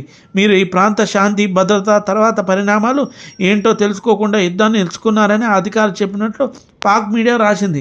1999లో కార్గిల్ యుద్ధం సమయంలో నాటికి పాక్ విదేశాంగ మంత్రి శంషా అహ్మద్ దేశాన్ని కాపాడేందుకు పాకిస్తాన్ ఎలాంటి అణ్వాయుధాన్ని ఉపయోగించడానికి వెనకాడదని హెచ్చరించారు. ఆ సమయంలో పాకిస్తాన్ తన అణ్వాయుధాలను మోహరించేందుకు ఏర్పాటు చేసినట్లు తమకు నిఘా సమాచారం ఉందని కొన్నేళ్ల తర్వాత అమెరికన్ అధికారి రీడల్ వెల్లడించారు. కార్గిల్ యుద్ధ సమయంలో భారత వైమానిక దళం తన భూభాగాలను ప్రవేశించదని పాకిస్తాన్కి తెలుసు. అలాంటప్పుడు అణుముప్పుకు అవకాశం లేదని పాకిస్తాన్ చెబుతున్నారు. ఈ వివాదం చిక్కుమడి మారుతుందా లేదా అనేది కొన్ని సంకేతాల ద్వారా ప్రపంచానికి గుర్తిస్తుంది. భారత్, పాకిస్తాన్ అణ్వస్త్ర దేశాలు కావడంతో వాటి మధ్య వివాదంలో తీవ్రత ఎక్కువగా ఉంటుంది. అయితే ఏ దేశం కూడా అణ్వాయుధాలు ఉపయోగిస్తారని బెదిరించదు అని లాహోర్కు చెందిన రక్షణ నిపుణుడు చెప్పారు. అయితే ప్రమాదవశాత్తు అణ్వాయుధాలను ప్రయోగించే అవకాశం కూడా ఉంది. మానవ తప్పిదం వల్ల ఇది జరగవచ్చు. హ్యాకర్లు, టెర్రరిస్టులు, కంప్యూటర్ల వైఫల్యం, శాటిలైట్ నుంచి తప్పుడు డేటా, రాజకీయ అస్థిరత లాంటివి అణ్వస్త్ర ప్రయోగం కారణం కావచ్చు. 2022 మార్చిలో భారత్ ప్రమాదవశాత్తు అణ్వస్త్రాలను మోసుకెళ్లే సామర్థ్యం ఉన్న క్రూయిజ్ మిసైల్ను ప్రయోగించింది. ఇది పాకిస్తాన్ భూభాగంలో 124 కిలోమీటర్ల ప్రయాణించి పేలిపోయింది. ఈ పేలులో పౌర ఆవాసాలు దెబ్బతిన్నాయని కథనాలు వచ్చాయి. ఈ సంఘటనపై భారత్ 2 రోజుల వరకు మిలిటరీ హెడ్ లైన్ ద్వారా సమాచారం ఇవ్వడం లేదా బహిరంగ ప్రకటన చేయలేదని పాకిస్తాన్ ఆరోపించింది. 2 దేశాల మధ్య తీవ్ర ఉద్రిక్తతలు ఉన్నప్పుడు ఇలాంటిది జరిగితే అది చాలా తీవ్రమైన సంఘర్షణ దారితీస్తుందని నిపుణులు చెప్పారు. అయినప్పటికీ భారత్, పాకిస్తాన్ మధ్య అణుయుద్ధం వచ్చే ప్రమాదం చాలా తక్కువని క్లారీ అభిప్రాయం. సరిహద్దుల వెంబడి భారీ స్థాయిలో ఉపరితల దాడులు జరగనంత వరకు అణ్వాయుధాలను ప్రయోగించే ముప్పు చాలా తక్కువ. శత్రువు క్షేత్రస్థాయి యుద్ధంలో పైచేయి సాధించడం, తమ భూభాగాలను చూసుకునే సమయంలో use it or lose it అనే సమస్య తెలుస్తుందని క్లారీ అన్నారు. అయితే రష్యా యుక్రెయిన్ మధ్య యుద్ధం ప్రారంభమైన తర్వాత అమెరికా సహా అనేక పాశ్చాత్య దేశాలు రష్యాపై కఠిన ఆర్థిక ఆంక్షలు విధించాయి. రష్యా సైనిక పరికరాలు, ఆయుధాలపై ఆధారపడినందున ఇది భారత్ కూడా సవాలుగా మారుతుందన్న అనుమానం మొదలయ్యాయి. అయితే ఈ విషయంలో ఇరు దేశాలు కొంతమంది భారతీయ నిపుణుల వైఖరిని సానుకూలంగా ఉంది. వీరి అభిప్రాయం ప్రకారం భారతదేశం గత శతాబ్దంలో సైనిక పరికరాల కొనుగోలును పెంచడానికి ప్రయత్నించింది. అప్పటికే రష్యన్ ఆయుధ వ్యవస్థలు భారత్ సైనిక మౌలిక సదుపాయాలు వెన్నుగా ఉన్నాయి. అయితే అమెరికా దాని మిత్ర దేశాలు విధించిన ఆంక్షలలో అంతర్జాతీయ చెల్లింపు గేట్వే వ్యవస్థ స్విఫ్ట్ నుండి రష్యాను వేరు చేయడం కూడా ఒకటి. ఈ చర్యల వల్ల భారత్ కొన్ని సవాళ్లు ఎదురయ్యాయి. అయితే ప్రభుత్వం ఉన్నత స్థాయిలో ఈ పరిస్థితిని అత్యవసరంగా సమీక్షించింది. రష్యాపై అమెరికా దాని మిత్రపక్షాల ఆంక్షల కారణంగా ఆ దేశంలో వాణిజ్యంపై ప్రభావం పడుతుంది. భారత ప్రభుత్వం భయపడింది. ఆంక్షలపై కొంత ప్రభావం చూపవచ్చు, అయితే ఎంత అనేది ఇంకా స్పష్టంగా తెలియరాలేదని అప్పట్లో భారత విదేశాంగ శాఖ అధికార ప్రతినిధి భాగ్య మీడియాతో చెప్పారు. ఆ తర్వాత ఈ అంశంపై భారత ప్రభుత్వం ఎలాంటి ప్రకటన చేయలేదు. అయితే రష్యా నుంచి భారత్ గతంలో కంటే ఎక్కువగా చమురు, బొగ్గు కొనుగోలు కొనసాగిస్తుంది. కాకపోతే మిలిటరీ కొనుగోలుపై ఇప్పటి వరకు స్పష్టమైన ప్రకటన లేదు. ఆంక్షలను ఎలా ఎదుర్కోవాలో, తమ రక్షణ వ్యవహారాలను ఎలా కొనసాగించాలో ఇరు దేశాలకు తెలుసని రష్యా ప్రభుత్వం ఈ సమస్యపై గలమిప్పింది. పాశ్చాత్య దేశాలు విధించిన ఆంక్షలు కృత్రిమ అడ్డంకులని ఏప్రిల్ ప్రారంభంలో ఢిల్లీ పర్యటనకు వచ్చిన రష్యా విదేశాంగ మంత్రి సెర్గీ లావ్రోవ్ అభివర్ణించారు. అంతర్జాతీయ ఆంక్షల వల్ల ఎదురయ్యే అడ్డంకులను రష్యా, భారత్ అధిగమిస్తాయని, భారత్ కొనుగోలు చేసే ఎలాంటి వస్తువులపైన అందించేందుకు రష్యా సిద్ధంగా ఉంటుందని ఆయన అన్నారు. భారత్లోని రష్యా రాయబారి డేవిస్ ఎల్గోవా జూన్ 13న ఈ పరిస్థితిని ధృవీకరిస్తూ S-400 షిమిని రక్షణ వ్యవస్థ డెలివరీ సజావుగా కొనసాగుతుందని చెప్పారు. పాత అమెరికా ఆంక్షల కారణంగా రష్యా నుంచి S-400 షిమిని రక్షణ వ్యవస్థ 5 యూనిట్లు కొనుగోలు చేయడం ఇప్పటికీ వివాదాస్పదమైంది. రష్యా రాయబారి వ్యాఖ్యలు రష్యాల మధ్య క్షిపణి నిరోధక వ్యవస్థను కొనుగోలుపై ఆంక్షలను ఆపలేదని సూచిస్తున్నాయి. ధర, వాటి ప్రయోజనం గురించి భారత ప్రభుత్వం నిర్ణయిస్తుంది. భారతదేశం పాశ్చాత్య దేశాల నుంచి కూడా సైనిక పరికరాలను కొనుగోలు చేస్తుందని, కానీ రష్యా సైనిక పరికరాలు ఎక్కువగా ఉండడంతో అవి చౌకగా వస్తాయి. కాబట్టి రష్యా నుండి కొనుగోలు కొనసాగుతాయని భారత వైమానిక దళ మాజీ ఫైటర్ పైలట్ సైనిక విశ్లేషకుడు ఠాకూర్ గారు అన్నారు. ఈ ఆంక్షల కారణంగా భారతదేశం కొనుగోలు చేసిన రష్యా ఆయుధాల నిర్వహణలో ఏదైనా సమస్య వస్తుందని నేను అనుకుని అన్నారు. భారతీయ మీడియాలో ఇటీవల కొన్ని వార్తలను ప్రచురించింది. ద్వైపాక్షిక వాణిజ్యంలో సాపీగా ఆర్థిక లావాదేవీలు జరిగేలా రెండు దేశాలు కొత్త పరిష్కారాలను అన్వేషిస్తున్నాయని వార్తల సారాంశం. Canara bank, bank of Maharashtra, UCO bank వంటి భారతీయ బ్యాంకులు పాశ్చాత్య దేశాల నుంచి నిషేధం ఎదుర్కొంటున్న రష్యన్ బ్యాంకులతో ఒప్పందాలు కుదుర్చుకోవచ్చు. జూన్ 3వ వారంలో భారత్, రష్యా దేశాల అధికారులు ఒక నిర్దిష్ట ప్రణాళికను రూపొందించడానికి ఢిల్లీలో సమావేశం నిర్వహించాయి. ఈ సమావేశంలో RBI, బ్యాంక్ ఆఫ్ రష్యాతో పాటు 2 దేశాల బ్యాంకులు అధికారులు పాల్గొన్నారు. రష్యాపై విధించే ఆంక్షలు మిగిలించకుండానే వ్యాపారం సులువుగా సాగేందుకు వీలుగా లోరో, వాస్ట్రో, నాస్ట్రో అనే 3 రకాల ఖాతాలను ఇరు దేశాల బ్యాంకులు పరస్పరం తెరవాలని ఈ సమావేశంలో నిర్వహించారు.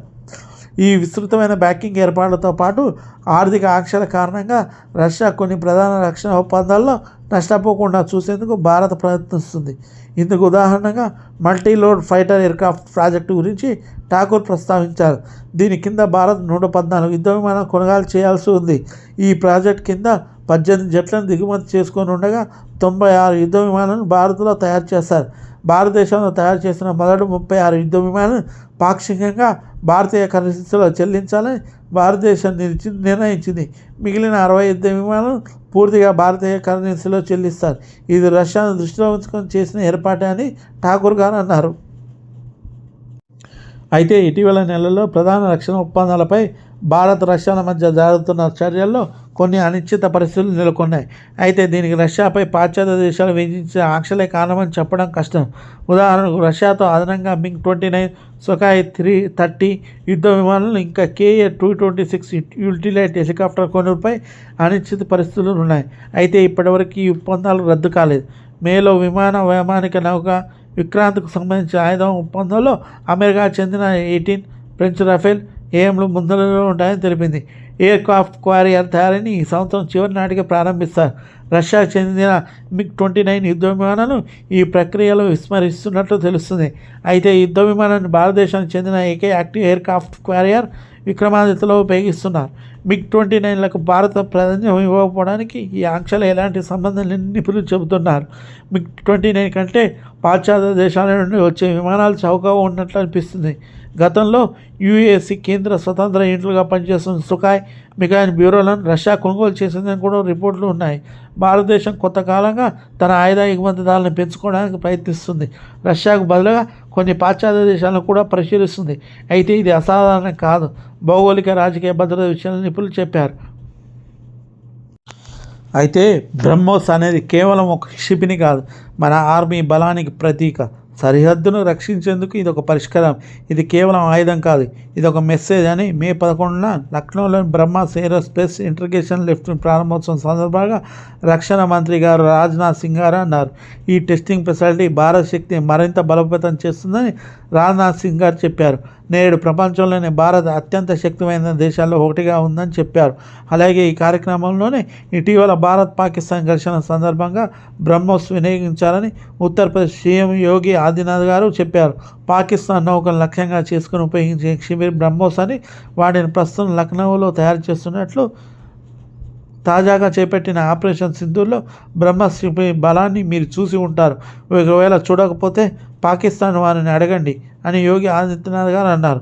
అలాగే పాకిస్తాన్ టెర్రరిస్ట్ క్యాంపులను, సైనిక స్థావరాలను లక్ష్యంగా చేసుకుని దాడులు జరిపేందుకు బ్రహ్మోస్ సూపర్ సోనిక్ క్షిపణులు వాడినట్లు సంబంధిత వర్గాలు చెప్పాయి. అయితే పాకిస్తాన్లో జరిపిన దాడులపై ఏ క్షిపణులను వినియోగించారో ఇప్పటి వరకు భారత ఆర్మీ అధికారికంగా ప్రకటించలేదు. కానీ బ్రహ్మోస్ మిసైల్ వినియోగంపై చర్చ జరుగుతుంది. ఈ నేపథ్యంలో అసలు బ్రహ్మోస్ క్షిపణి అంటే ఏమిటి, దాని ప్రత్యేకత ఏంటిదో తెలుసుకుందాం. ప్రపంచంలో అత్యంత వేగవంతమైన క్షిపణిలో బ్రహ్మాస్ ఒకటి. ఇది భూమి నుండి తక్కువ ఎత్తులో చాలా ఎక్కువ వేగంతో ఎగురుతుంది. అందుకు యాంటీ మిసైల్ సిస్టంతో దాన్ని అడ్డుకోవడం అంత సులభం కాదు. ఈ క్షిపణిలో తక్కువ సమయంలో ఎక్కువ దూరాలకు ఆయుధాలను మోసుకెళ్ళగలరు. సూపర్ సోనిక్ క్రూయిజ్ క్షిపణులను రాడార్ ద్వారా ట్రాకింగ్ చేయడం అంత సులభం కాదు, ఎందుకంటే అవి భూ ఉపరితలానికి చాలా దగ్గరగా చాలా తక్కువ ఎత్తులో ఎగురుతాయి. బ్రహ్మోస్ క్షిపణిలో కూడా 4 రకాలు ఉన్నాయి. వీటిలో ఉపరితలం నుండి ఉపరితలం, ఆకాశం నుండి ఉపరితలం, సముద్రం నుండి ఉపరితలం, నీటి అడుగు నుంచి ఉపరితలం మీదకు ప్రయోగించలు. భారత్ దగ్గర రష్యా సాయంతో తయారు చేసిన అత్యంత అధునాతన సూపర్ సోనిక్ బ్రహ్మోస్ క్రూయిజ్ క్షిపణులు ఉన్నాయి. 2.8 మైక్ అంటే ధ్వని వేగానికి 2.8 రెట్లు ఎక్కువ వేగంతో బ్రహ్మోస్ క్షిపణులు ప్రయాణిస్తాయి. అంటే సెకనుకు సుమారు 900 మీటర్లు ప్రయాణిస్తాయి. ఈ క్షిపణి రేంజ్ 300 నుంచి 800 కిలోమీటర్లు. 300 కిలోగ్రాముల యుద్ధ సామాగ్రిని మోసుకెళ్తాయి. సూపర్ సోనిక్ క్షిపణులు ధ్వని వేగానికి 2 నుంచి 3 రెట్ల వేగంతో ప్రయాణించగలవు. క్షిపణి లేదా విమానం ఎంత వేగంతో వెళుతుందో చెప్పడానికి దాని వేగాన్ని ధ్వని వేగంతో పోల్చి చూస్తారు. ధ్వని వేగాన్ని ప్రామాణికంగా మాక్లో కొలుస్తారు. ఒక మాక్ అంటే గంటకు సుమారు 1235 కిలోమీటర్లు. భారత్కు చెందిన DRDO, రష్యాకు చెందిన NPOMలో జాకెట్ వెంచర్ బ్రహ్మోస్ క్షిపణులను అభివృద్ధి చేస్తుంది. 1990 మధ్యలో doctor PA Abdul Kalam, doctor Sivathanu Pillai వంటి ఆయన సహోద్యోగులు సూపర్ సోనిక్ క్రూయిజ్ క్షిపణుల కోసం రష్యాతో కోలాబరేషన్ చేసుకోవాల్సిన అవసరం ఉందని భావించారు. బ్రహ్మోస్ క్షిపణి పేరును బ్రహ్మపుత్ర మాస్కో నది లక్ష్యాలతో చేపట్టినట్లు చెప్పారు. బ్రహ్మోస్ క్షిపణుల తయారీ కోసం 1998లో 2 దేశాల ప్రభుత్వాల మధ్యలో ఒప్పందం కుదిరింది. అటల్ బిహారీ వాజ్పేయి ప్రధానమంత్రిగా ఉన్నప్పుడు 1999లో జూలై 9న తన తొలి కాంట్రాక్ట్పై సంతకాలు చేసుకున్నారు. బ్రహ్మోస్ ఏరోస్పేస్ ప్రధాన కార్యాలయం ఢిల్లీలో ఉండగా దీని ప్రొడక్షన్ ఫ్యాక్టరీలు హైదరాబాద్, నాగపూర్, పిలని, తిరువనంతపురం, లక్నోలో ఉన్నాయి. బ్రహ్మోస్ ప్రధాన కార్యం కాంప్లెక్స్ను అప్పట్లో రష్యా అధ్యక్షుడు పుతిన్ ప్రారంభించారు. 2001 జూన్ 12న బ్రహ్మోస్ తొలి క్షిపణి పరీక్షించింది భారత్. 2005 నుంచి భారత నౌకాదళానికి ఇది అందుబాటులో రాగా 2007 నుంచి భారత ఆర్మీ క్షిపణి తన సేవలు తీసుకుంది. అన్ని వాతావరణ పరిస్థితుల్లో రాత్రింబవలు ఆపరేషన్స్లో పాల్గొనేలా బ్రహ్మోస్ని అభివృద్ధి చేశారు. అప్పట్లో భౌగోళిక రాజకీయ పరిస్థితిని ఉద్దేశిస్తూ బ్రహ్మోస్ని 21వ శతాబ్ద బ్రహ్మాస్త్రంగా ఏరోసిస్ వ్యవస్థ సిఓఎండి డాక్టర్ పిల్లే గారు చెప్పారు. 2023లో బ్రహ్మోస్ సిల్వర్ జూబ్లీ సెలబ్రేషన్ సందర్భంగా పేర్కొన్నారు. ప్రస్తుతం లక్నోలో ప్రారంభించిన కేంద్రంలో సూపర్ సోనిక్ బ్రహ్మోస్ క్రూయిజ్పై క్షిపణులను నిర్మించడం, పరీక్షించడంతో పాటు తేలికైన ఫ్యూచర్ వేరియంట్లను కూడా అభివృద్ధి చేసింది. తయారు చేయడానికి ఏడాదికి 80 నుంచి 100 బ్రహ్మోస్ సూపర్ సోనిక్ క్రూయిజ్ క్షిపణుల తయారీకి డిజైన్ చేయనుంది. అలాగే 100 నుంచి 150 నెక్స్ట్ జనరేషన్ వేరియంట్లను తయారు చేయనుంది. నేడు మనం చిన్న ఫిరంగుల నుంచి బ్రహ్మోస్ ఆకాశ క్షిపణుల వ్యవస్థ వరకు అన్ని ఉన్న అతిపెద్ద క్షిపణులను కూడా చాలా దేశాలకు ఎగుమతి చేస్తున్నాం. కేవలం మన రక్షణ ఎగుమతులు పెంచడమే కాదు, వివిధ దేశాలతో సరికొత్త భాగస్వామ్యాన్ని అభివృద్ధి చేసుకోవడంతో అంతర్జాతీయ స్థలంలో మనం మరింత బలోపేతం అవుతున్నామని రాజ్సింగ్ గారు అన్నారు. బ్రహ్మోస్ క్షిపణి తొలి విదేశీ డీల్లో భాగంగా ఫిలిప్పీన్స్కి ఈ క్షిపణులు అందించింది భారత్. బ్రహ్మోస్ విషయంలో సౌత్ ఈస్ట్ ఏషియాతో పలు ఇతర దేశాలు కూడా చర్చలు జరిపినట్లు రిపోర్టులు వచ్చాయి. భారత్ నుంచి బ్రహ్మోస్ క్షిపణులను కొనేందుకు అర్జెంటీనా వంటి కొన్ని దేశాలు ఆసక్తి చూపినట్లు BrahMos.com ప్రెస్ రిలీజ్లో పేర్కొంది. తాజాగా భారత్ పాకిస్తాన్ మధ్య ఉద్రిక్తతలు పెరిగిన సమయంలో భారత్ కనుక బ్రహ్మోస్ ప్రయోగిస్తే దాన్ని అడ్డుకోవడం పాకిస్తాన్కి సాధ్యం కాబోవచ్చని అభిప్రాయాలు వ్యక్తమయ్యాయి. బ్రహ్మోస్ సూపర్ సోనిక్ క్షిపణుల గురించి పాకిస్తాన్లో ప్రతిపక్ష పార్టీల ఎంపీలు పార్లమెంటులో ఆనందోళన వ్యక్తం చేశారు. తమ వద్ద ఉన్న బ్రహ్మోస్ క్షిపణుల్లో ఒకదానిని పొరపాటున పాకిస్తాన్ వైపు ప్రయోగించినట్లు భారత్ ఒకసారి ప్రకటించింది. ఈ ఘటన 2022లో మార్చిలో జరిగింది. భారత్ వద్ద వ్యూహాత్మక సాంప్రదాయ ఆయుధాలు ఉన్నాయి. ఉదాహరణకు అగ్ని వ్యూహాత్మక క్షిపణి బ్రహ్మోస్ సాంప్రదాయ రకానికి చెందింది. వాటిని పాకిస్తాన్ వద్ద ఉన్న ఘోరీ బాబా క్షిపణులు వచ్చినప్పుడు దాడి చేసే సామర్థ్యం భారత క్షిపణులు ఎంత ముందున్నాయి. భారత స్వీయ రక్షణ వ్యవస్థ కూడా ఇప్పుడు బాగా మెరుగుపడింది. అయితే మే 7న బుధవారం తెల్లవారుజామున పాకిస్తాన్పై అవమానాల దాడులు జరిగినప్పటి నుంచి ఎల్ఓసి గుండా జరుగుతున్న కాల్పుల్లో ఇప్పటి వరకు 16 మంది చనిపోగా 59 మంది గాయపడినట్లు భారత విదేశాంగ శాఖ తెలిపింది. మృతుల్లో మహిళలు, పిల్లలు, భారత ఆర్మీ జవాన్లు, లాన్స్ ఉన్నారు. పంజాబ్లో చాలా జిల్లాల్లో క్షిపణులు, డ్రోన్ల శకలాలను గుర్తించిన తర్వాత అక్కడ ప్రజల్లో భయాందోళనలు నెలకొన్నాయి. మే 7-8 తేదీలో రాత్రిపూట పాకిస్తాన్ ప్రయోగించిన పలు డ్రోన్లను క్షిపణుల దాడులను భగ్నం చేసినట్టు భారత్ చెప్పింది. ఆ తర్వాత గురువారం మే 8న లాహోర్లో ఎయిర్ డిఫెన్స్ సిస్టమ్ ధ్వంసం చేసినట్లు భారత్ తెలిపింది. కానీ ఇప్పటివరకు ఈ విషయాన్ని పాకిస్తాన్ ధృవీకరించారు. ఎల్ఓసి సమీపంలో జమ్మూ కాశ్మీర్లోని కుప్వారా, బర్గామ్, ఉరి, పుంచే రాజ్యాల్లో భారీ ఫిరంగులను వాడుతున్నట్లు గురువారం విదేశాంగ శాఖ ఏర్పాటు చేసిన మీడియా సమావేశంలో colonel Sofiya Qureshi, wing commander Vyomika Singh తెలిపారు. పూంచ్లోని గురుద్వారాను లక్ష్యంగా చేసుకుని పాకిస్తాన్ దాడి జరిపిందని విదేశాంగ శాఖ కార్యదర్శి విక్రమ్ మిస్రీ చెప్పారు. ఈ దాడిలో సిక్కు వర్గానికి చెందిన 3 వ్యక్తులు చనిపోయినట్లు తెలిపారు. బుధ, గురువారాల్లో ఉత్తర పశ్చిమ భారత్లో ఉన్న పలు సైనిక స్థావరాలను లక్ష్యంగా చేసుకుని డ్రోన్ల క్షిపణులతో పాకిస్తాన్ దాడికి ప్రయత్నించిందని విదేశీ వ్యవహారాల మంత్రిత్వ శాఖ తెలిపింది. అవంతిపుర, శ్రీనగర్, జమ్మీ, పఠాన్కోట, అమృత్సర్, కపూర్తలా, జలంధర్, లుధియానా, ఆదంపూర్, బఠిండా, చండీగఢ్ వంటి పెరిగింది. ఇంటర్గేట్ కౌంటర్ 40 మంది భద్రతా సిబ్బంది మరణించిన తర్వాత పుల్వామా దాడిలో కూడా మసూద్ అజార్ నిందితుడు. మౌలానా మసూద్ అజార్ గురించి ఎక్కువగా మాట్లాడుకున్న సందర్భం కాందహార్ హైజాక్ ఒకటి. 1990లో కాందహార్ హైజాక్ సమయంలో భారత విడుదల చేసిన 3 ఉగ్రవాదులలో మసూద్ అజార్ ఒకరు. అప్పటి భారత విదేశాంగ మంత్రి జస్వంత్ సింగ్ ప్రత్యేక విమానంలో మసూద్ అజార్ను కాందహార్ తీసుకెళ్లారు. అప్పటి నుంచి భారత భద్రతా బలగాలు మసూద్ కోసం వెతుకుతున్నాయి. భారత్లో నిషేధం విధించిన జైష్ ఈ మహమ్మద్ హెడ్ మసూద్ అజార్ ఈ సంస్థ ప్రధాన కార్యాలయం పాకిస్తాన్ పంజాబ్లో బహౌలాపూర్లో ఉందని భారత ప్రభుత్వం ఎప్పటి నుంచో ఆరోపిస్తుంది. పాకిస్తాన్ లోపల 100 కిలోమీటర్ల పరిధిలో చొచ్చుకెళ్లి మొదటిసారి భారత్ దాడులు చేయడానికి ఇది కూడా ఒక కారణమని భావిస్తున్నారు. మసూద్ అజార్ను తమకు అప్పగించాలని పాకిస్తాన్ భారత్కి ఎన్నోసార్లు కోరింది. కానీ ఆయన తమ దేశంలో లేరని పాకిస్తాన్ చెబుతూ వచ్చింది. ఐక్యరాజ్య సమితి ఉగ్రవాద సంస్థల జాబితాలో మౌలానా మసూద్ అజార్ను చెందిన జైష్ ఈ మహమ్మద్ చేర్చాలని 2009 నుంచి భారత్ డిమాండ్ చేస్తుంది. కైనా చైనా వీటో ఉపయోగించి ఎప్పుడు అడ్డుకుంటూ వచ్చింది. జైష్ ఈ మొహమ్మద్ ఉగ్రవాద సంస్థగా ఐక్యరాజ్య సమితి గుర్తించాలని 10 ఏళ్ల పాటు భారత్ ప్రయత్నాలు చేసింది.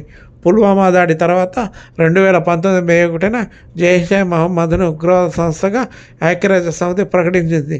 దీనిపై భద్రతా మండలి ఆంక్షల కమిటీ దగ్గర పాకిస్తాన్ అభ్యంతరం వ్యక్తం చేసింది. మసూద్ అజహర్ నాయకత్వంలో ఉగ్రవాద కార్యకలాపాల కోసం జైష్ ఏ మొహమ్మద్ భారీగా రిక్రూట్మెంట్ చేసుకుంటుందని, భారత్ వ్యతిరేకంగా చర్యలు తీసుకునేలా యువతను రెచ్చగొడుతుందని భారత హోంశాఖ మోస్ట్ వాంటెడ్ జాబితాలో తెలిపింది. మౌలానా మసూద్ అజహర్ గురించి 2022 జనవరిలో ఇండియన్ ఎక్స్ప్రెస్ సమగ్రంగా ఒక కథనం ప్రారంభించింది. కరాచీలో చదువుకునే రోజుల నుంచి జిహాద్ కార్యకలాపాల్లో మసూద్ అజహర్ పాల్గొనడం తెలిసింది. ఇండియన్ ఎక్స్ప్రెస్ వివరాల ప్రకారం మసూద్ సరిహద్దు గుండా భారత్ రాలేదు. 1994 జనవరిలో ఢాకా నుంచి ఢిల్లీ విమానంలో చేరుకున్నారు. కొన్ని రోజుల పాటు ఢిల్లీలో ప్రముఖ హోటల్లో బస చేసిన తర్వాత మొదటగా దేవబంద్ వెళ్ళారు.